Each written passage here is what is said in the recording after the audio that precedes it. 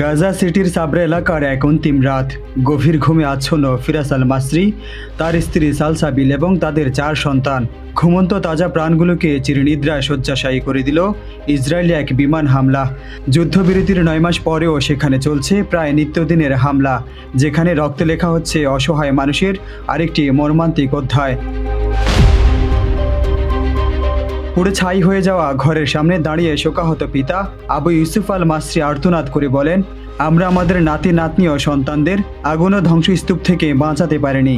কোনো পূর্ব সতর্কতা বা দয়া ছাড়াই তাদের হত্যা করা হয়েছে। ধূসর দাড়ির সেই বৃদ্ধের কণ্ঠে ঝরে পড়ে এক চরম বাস্তবতার বাণী। এখানে কোনো শান্ত পরিবেশ নেই, আদতে কোনো নিরাপদ জায়গাও নেই।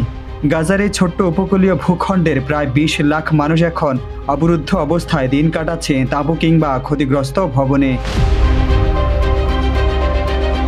অক্টোবর থেকে কার্যকর হওয়া যুদ্ধবিরতির পর থেকে ইসরায়েলি হামলায় নিহত ফিলিস্তিনির সংখ্যা ছাড়িয়েছে 1160 জন। এর মধ্যে বিগত 4 দিনের আলাদা হামলায় প্রাণ হারিয়েছে হামাসে ইসলামিক জিহাদের 4 যোদ্ধা।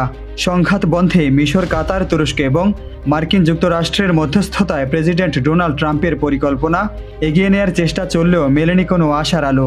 ধ্বংসস্তূপে ঢাকা গাজার এই প্রান্তরে প্রতিটি সূর্যোদয় আসে কেবল স্বজন হারানোর দীর্ঘ শ্বাস আর অনিশ্চিত এক ভবিষ্যৎ নিয়ে। রাশিদ বিল্লাহ, নগর, বিশ্ব।